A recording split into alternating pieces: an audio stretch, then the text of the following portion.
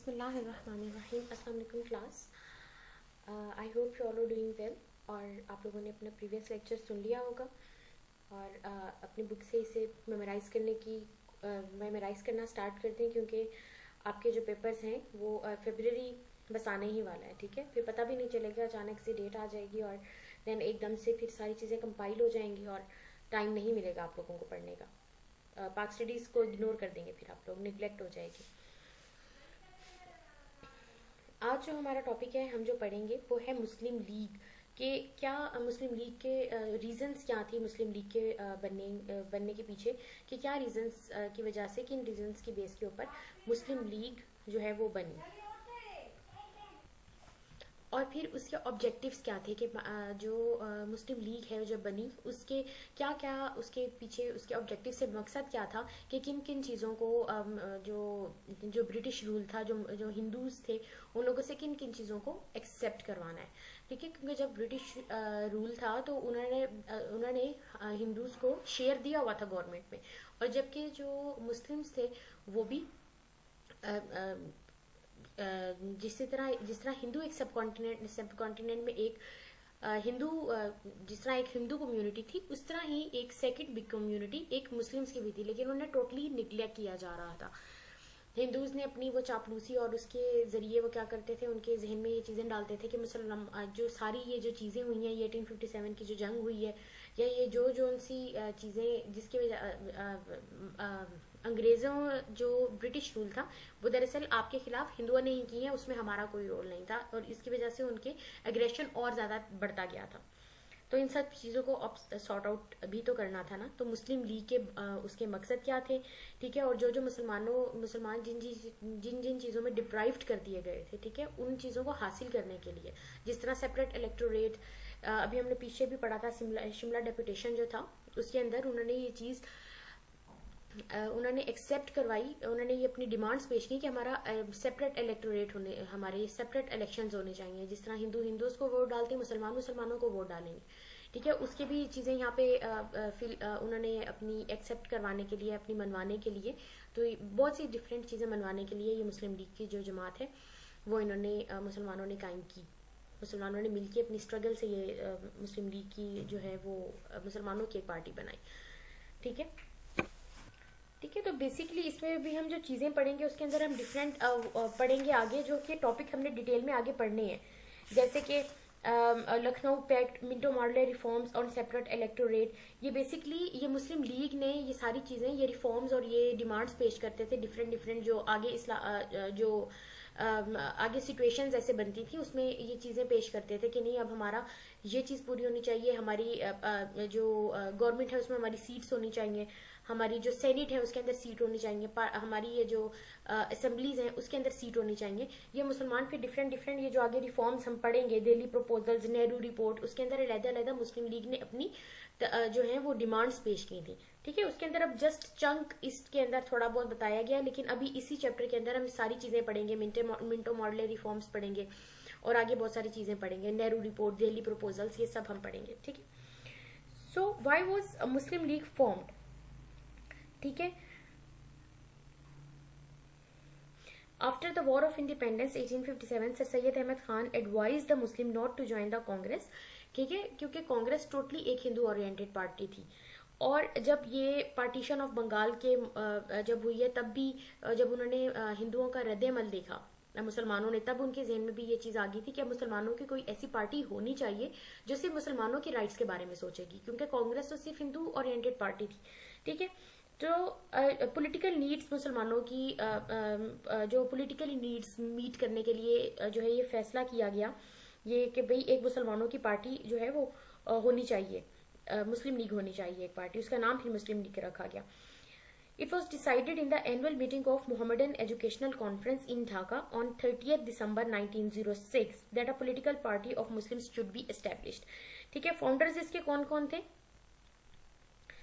इसके फाउंडर्स में नवाब सलीमुल्लाह खान, मौलाना जफर अली खान, हकीम अजमल खान, मौलाना मोहम्मद अली जौहर, ये इनके फाउंडर्स थे मुस्लिम लीग के। इसके जो फर्स्ट प्रेसिडेंट थे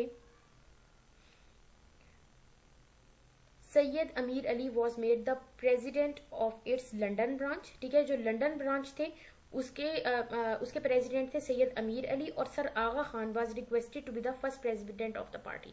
ठीक है, वैसे जो प्रेसिडेंट थे वो सर आगा खान थे, लेकिन जो इसकी लंदन वाली पार्टी थी, लंदन ब्रांच थी इसकी, उसके जो प्रेसिडेंट थे वो सैयद अमीर अली थे। हेड ऑफिस इसका अलीगढ़ के अंदर था। ठीक है, first annual session of Muslim League was held in Karachi in 1907 in which it was decided that the members of this party will be given to the Muslims of the subcontinent. ठीक है, membership of इस party यानी कि इस party को जो join कर सकेंगे वो सिर्फ मुस्लिम्स ज्वाइन कर सकेंगे। अब हम आगे ये सीक्वेंसेस आगे पढ़ते जाएंगे कि कैसे कायदे आजम ने भी फील किया और वो कांग्रेस को उन्होंने छोड़ के मुस्लिम लीग में आ गए थे और फिर उधर से रिजाइन कर दिया था कांग्रेस में। ठीक है,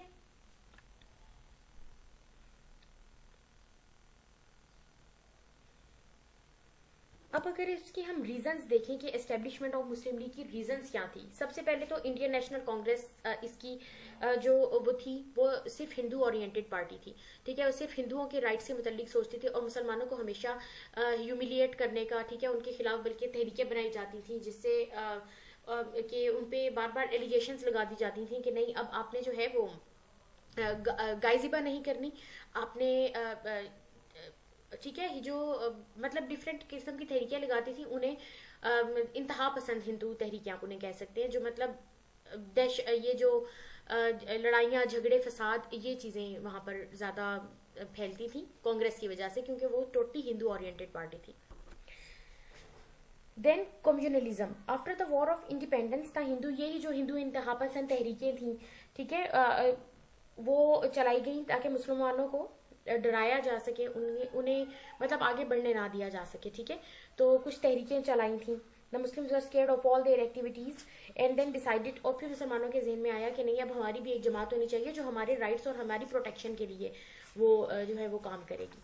ठीक है, फिर पार्टीशन ऑफ हिंदूज ऑन, ठीक है, reaction of Hindus on partition of Bengal. जब 1905 में जब पार्टीशन ऑफ बंगाल हुई और उसके ऊपर हिंदुओं का रद्द अमल आया कि उन्होंने ब्रिटिश गुड्स को भी उन्होंने वो बाइकआउट कर दिया और उन्होंने टोटली उसे अपोज किया, क्योंकि उन्हें पता चल गया था कि अब मशरकी पाकिस्तान जो है वो जब अलहदा हो जाएगा तो जाहिर बात है अपनी बेहतरी के लिए काम करेगा, उसमें यूनिवर्सिटीज कॉलेजेस उसमें एजुकेशनल वे में भी वो फ्लरिश करेगा, वो इंडस्ट्रियल वे में भी फ्लरिश करेगा।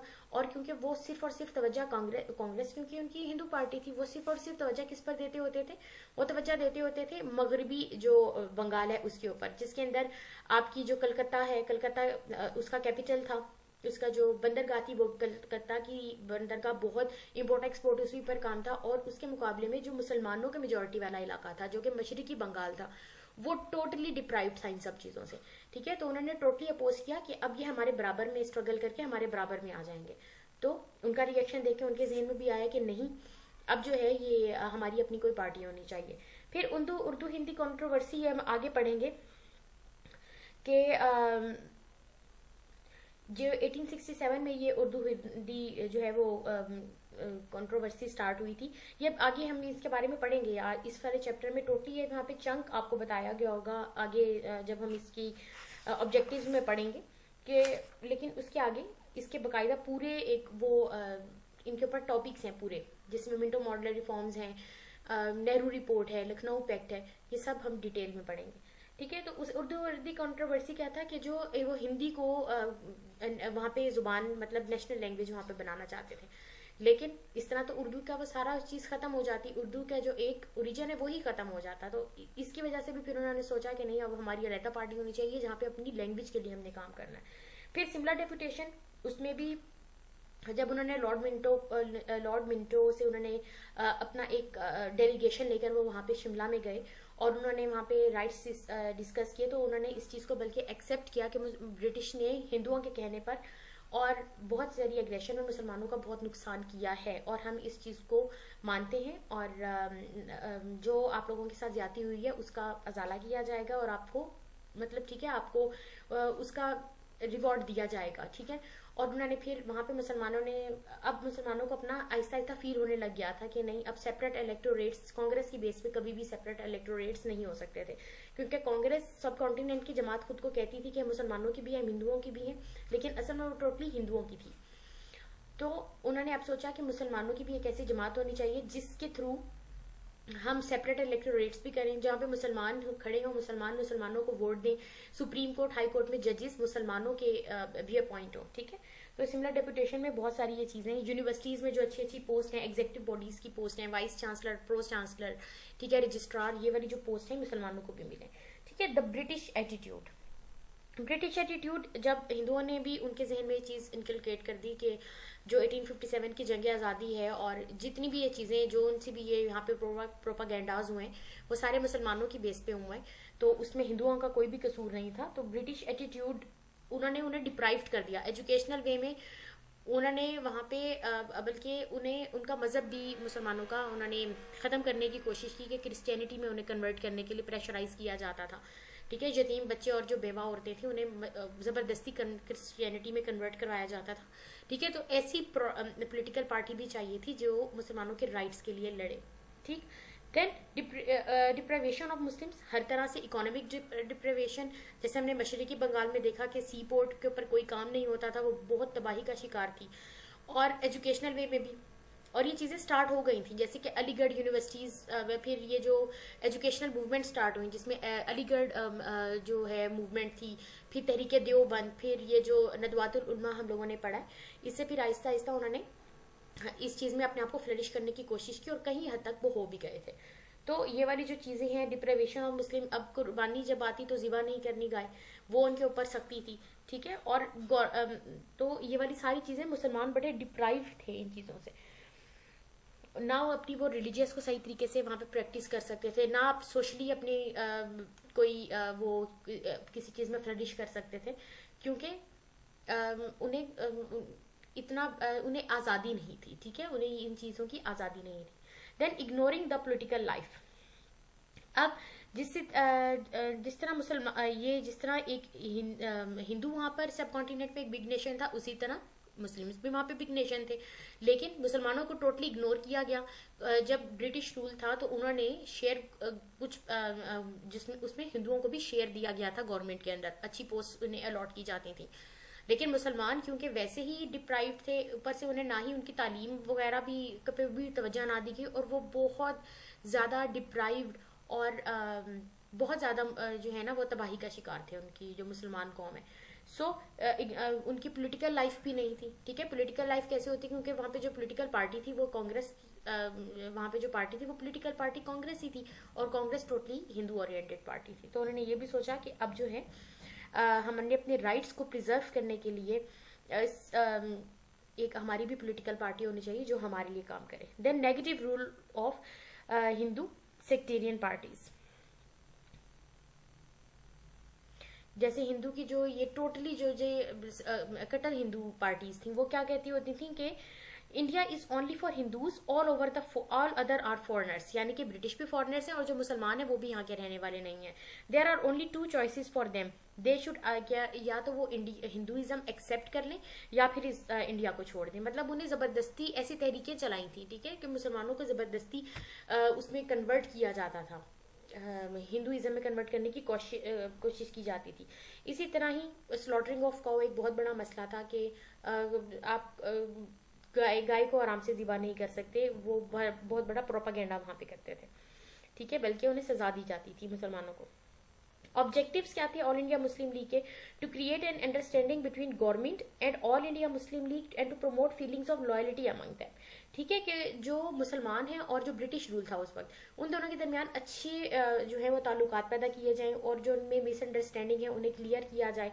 और वो क्लियर होना स्टार्ट हो गई थी, उन्हें पता चल गया था जब पार्टीशन ऑफ बंगाल स्टार्ट हुई और जब उन्होंने बाइकआउट किया ब्रिटिश गुड का, तब उनके ऊपर ये चीज़ें आया होना स्टार्ट हो गई थी कि नहीं, ये हिंदू जो है वो किस तरह की कौम है। ठीक है, to protect the rights of Muslim nations and to interact with the government and other agencies for this purpose. ठीक है, social welfare through Hindu Muslim unity, और सिर्फ ब्रिटिश के साथ नहीं, हिंदुओं के साथ भी अच्छे ताल्लुकात कायम करना। ठीक है। Achievements of Muslim league, the first achievement of Muslim League was the attainment of right of separate electorate, जो हम आगे पढ़ेंगे, जिसका सिमिलर डिपुटेशन में जिक्र हो चुका था, और फिर आगे मुसलमानों ने इसके ऊपर काम भी किया। तो 1909 में ये मुसलमानों को सेपरेट इलेक्टोरेट का हक दे दिया गया था कि मुसलमान ही खड़े होंगे, मुसलमानों के अलहदा इलेक्शन में अलहदा खड़े होंगे, मुसलमान ही मुसलमान को वोट करेगा। ठीक है, ये हम आगे इस चैप्टर में डिटेल में पढ़ेंगे। ठीक है। Muslim League onset the Congress and British government on their propagandas against the Muslims. ठीक है। In 1920 Muslim League was successful to establish first Muslim Aligarh University, Muslim League, ठीक है, 1920 में वो बन गई थी। Then in 1930 Allama Iqbal gave the concept of separate state for Muslims in Allahabad address, जो हम आगे पढ़ेंगे। उसके जो 21st एनुअल सेशन था मुस्लिम लीग का, उसके अंदर इलामा इकबाल ने एड्रेस किया था 1930 में, और उन्होंने मुसलमान हिंदू और मुसलमानों को सेपरेट स्टेट का कहा, और कहा कि ये कभी भी इकट्ठी नहीं रह सकते। ठीक है। फिर इसी मुस्लिम लीग की वजह से ही आगे पाथवे बनता गया और एट लास्ट 1947 में कायदे आजम और मुसलमानों के स्ट्रगल से पाकिस्तान जो है वो बन गया। ठीक है। देन सेपरेट इलेक्टोरेट, ये भी मुसलमानों को इसका जो है वो सेपरेट इलेक्टोरेट भी आगे जो स्ट्रगल्स हैं उसके अंदर क्या हुआ था कि मुसलमानों को अलग जो वो वोट मतलब सेपरेट इलेक्शंस का वो दे दिया गया था, वरना पहले यही होता था जिसमें मैंने डिस्कस किया कि कांग्रेस ही खड़ी होती थी और कांग्रेस के ही लोगों को मुसलमान भी वोट करते थे। After the War of Independence, the Muslim became slave and British tried to make them eternal slave by introducing combined electorate in the name of political reforms. ठीक है, जो कि फिर सर सैयद अहमद खान ने सेपरेट इलेक्टोरेट का जो है वो कहा कि उन्होंने भी ये बात की थी कि मुसलमानों के लिए सेपरेट इलेक्टोरेट होना चाहिए। ये दरअसल ब्रिटिश ने हिंदुओं के कहने पर और अपने भी मफाद के लिए ज्वाइंट इलेक्शंस का एक सिलसिला स्टार्ट कर दिया, वहाँ पे इंट्रोड्यूस करवा दिया था सब कॉन्टिनेंट में, जब वो वहाँ पे उन्होंने रूल उनका आया, ब्रिटिश रूल जब 1857 में आया, उन्होंने कहा कि सेपरेट ज्वाइंट इलेक्टोरेट होंगे सब कॉन्टिनेंट में। ठीक है, यानी कि ये जो कंबाइन होंगे हिंदू और मुसलमानों के जो इलेक्शन है वो कंबाइन होंगे।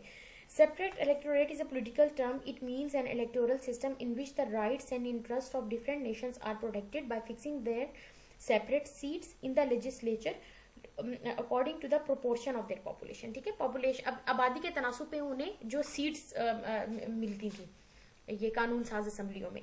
ठीक है, कंबाइंड इलेक्टोरेट क्या था कि जो कंबाइंड डजंट, इसमें कोई राइट प्रोटेक्ट नहीं होता। ठीक है, जो एक सुपीरियर बॉडी होती है वो ही हुक्म चला रही होती है, और मुसलमान उस वक्त इंफीरियरिटी कॉम्प्लेक्स का बहुत ज्यादा शिकार थे और इंफीरियर थे भी, वो स्लेव बन चुके थे।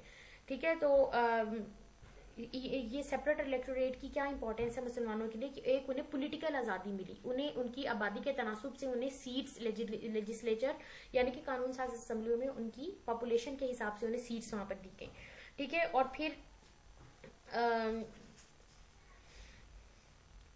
सर सैयद अहमद खान ने इसके ऊपर जो है वो पहले इसके ऊपर बहुत ज़्यादा इम्फेसाइज किया। देन सिमला डेलीगेशन जो 1906 में 35 मेंबर्स का एक डेलीगेशन जो सिमला में जो लॉर्ड मिंटू थे, ठीक है, वाइसराय थे उस वक्त, उनसे जाके मिला और उन्होंने वहाँ पे जो कुछ अपनी डिमांड्स यहाँ पे फुलफिल करवाई, उनसे मनवाई, उन्होंने पेश की कि ये हमारी डिमांड्स हैं, ये हमारी जो है वो एक्सेप्ट की जाए, जिसके अंदर यूनिवर्सिटीज़ और कॉलेजेस में अच्छी जो एग्जीक्यूटिव बॉडीज़ की पोस्ट हैं वो मुसलमानों को मिले और गवर्नमेंट में उनका शेयर हो, उनका सेपरेट इलेक्टोरेट्स का वहाँ पे सिस्टम इंट्रोड्यूस करवाया जाए कि मुसलमानों को इलेक्ट करें और हिंदूज को इलेक्ट करें। ठीक है, ये शिमला डेलीगेशन में भी इस चीज़ पे जोर दिया गया। देन आगे डिफरेंट हम आगे चीज़ें पढ़ेंगे कि किस तरह से Minto model reforms, Lucknow pact और ये दिल्ली प्रपोजल्स। ठीक है, इसके अंदर दिल्ली प्रपोजल्स में भी कायदे आजम ने सेपरेट इलेक्शंस जो इलेक्टोरेट्स हैं उनका कहा था कि सेपरेट इलेक्शन इलेक्टोरेट होने चाहिए। ठीक है, लखनऊ पैक्ट जो लखनऊ पैक्ट है उसके अंदर भी सेपरेट इलेक्टोरेट का वहाँ जिक्र था। ये जो मिंटो मॉडल रिफॉर्म है ये जब आगे हम डिटेल में पढ़ेंगे उसमें ये था कि जो आपका सेपरेट इलेक्टोरेट का जो वो है ना उसे अप्रूव कर लिया गया था मिंटो मॉडल रिफॉर्म में। देन जो हिंदूज हैं उन्होंने क्या किया था, इसे अपोज किया था। ठीक है, कि नहीं ऐसा नहीं होगा, ये अपोज किया गया था कि ये जो सेपरेट इलेक्शंस है वो नहीं होंगे, हिंदूज ने उसे अपोज कर दिया था। देन लखनऊ पैक्ट में भी कायद आजम की जो कोशिशों से, उनके स्ट्रगल से मुस्लिम लीग और कांग्रेस के दरमियान जो है वो उन्होंने एक ट्रीटी साइन किया, जिसके अंदर उन्होंने कायद आजम ने अप्रूव करवा लिया था हिंदुओं से कि नहीं सेपरेट इलेक्टोरेट होंगे। ठीक है, फिर आगे दिल्ली प्रपोजल्स और सेपरेट इलेक्टोरेट, उसके ऊपर उसमें भी बहुत इम्फेसाइज किया गया था। ठीक है, फिर जो नेहरू रिपोर्ट थी उसमें उसके अगेंस्ट बोला गया था। फिर ये हम आगे जाके डिटेल में पढ़ेंगे। नेहरू रिपोर्ट भी सेपरेट इलेक्टोरेट से उन्होंने अपोज किया था कि नहीं होने चाहिए सेपरेट इलेक्टोरेट, क्योंकि हिंदू चाहते ही नहीं थे कि सेपरेट इलेक्शन हो, चाहते ही नहीं थे मुसलमान हमारे बराबर में आकर खड़े हों। ठीक है, फिर then Government of India Act 1935, वहां पे जाके जो है ये एंड में एक्सेप्ट कर लिया गया था और मुसलमानों के सेपरेट इलेक्शंस जो है वो स्टार्ट हो गए थे। ठीक है, The separate electorate was not a demand but was a matter of great importance for all India Muslim League. Under this election system, Muslim League won 434 out of 492 Muslim seats in the province and 30 out of 30 Muslim seats in center in 1946. ठीक है, the separate electorate system proved strength for the establishment of Pakistan. ठीक है, okay class, this is the end of your lecture. Okay, thank you.